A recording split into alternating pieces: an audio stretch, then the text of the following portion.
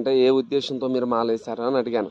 ఆ సహోదరుడు అన్నాడు, బ్రదర్ నేను మందు బాగా తాగుతాను, మందు ఈ 40 రోజులన్నా మందు తాగకుండా ఉంటానని చెప్పేసి నేను మాలేసుకున్నాను అని చెప్పి నాతో చెప్పాడు. అయితే నేను అనుకున్న ఉద్దేశం ఏంటనంటే, చాలామంది క్రైస్తవులు మతప్రచారం చేస్తారని అంటున్నారు. కానీ నేనన్న విషయం ఏంటంటే, మారాల్సింది వస్త్రాలు కాదు తమ్ముడు, మారాల్సింది హృదయము అని అంటే ఆ తమ్ముడు అన్నాడు, మరి ఆ హృదయం ఎలా మారుతుంది బ్రదర్ అని అంటే నేను అన్నాను, యేసు దగ్గరకు వచ్చినప్పుడు, యేసు నిశ్వసించినప్పుడు మన మనసు మారి నూతనమవుతుంది. అప్పుడు 40 రోజులు కాదు తమ్ముడు, చచ్చిపోయేంత వరకు కూడా ఏ మందు మీద కూడా ఏ అలవాట్ల మీద కూడా నీకు గుంజదు. ఆయనను సొంత రక్షకునిగా అంగీకరిస్తే నీ జీవితమే నూతనపరచబడుతుంది అని చెప్పాను.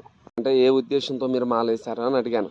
ఆ సహోదరుడు అన్నాడు, బ్రదర్ నేను మందు బాగా తాగుతాను, మందు ఈ 40 రోజులన్నా మందు తాగకుండా ఉంటానని చెప్పేసి నేను మాలేసుకున్నాను అని చెప్పి నాతో చెప్పాడు.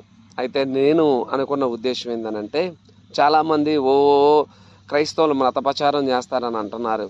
కానీ నేనన్న విషయం ఏంటంటే, మారాల్సింది వస్త్రాలు కాదు తమ్ముడు, మారాల్సింది హృదయము అని అంటే ఆ తమ్ముడు అన్నాడు, మరి ఆ హృదయం ఎలా మారుతుంది బ్రదర్ అని అంటే నేను అన్నాను, యేసు దగ్గరకు వచ్చినప్పుడు, యేసు నిశ్వసించినప్పుడు మన మనసు మారి నూతనమవుతుంది. అప్పుడు 40 రోజులు కాదు తమ్ముడు, చచ్చిపోయేంత వరకు కూడా ఏ మందు మీద కూడా ఏ అలవాట్ల మీద కూడా నీకు గుంజదు. ఆయనను సొంత రక్షకునిగా అంగీకరిస్తే నీ జీవితమే నూతనపరచబడుతుంది అని చెప్పాను.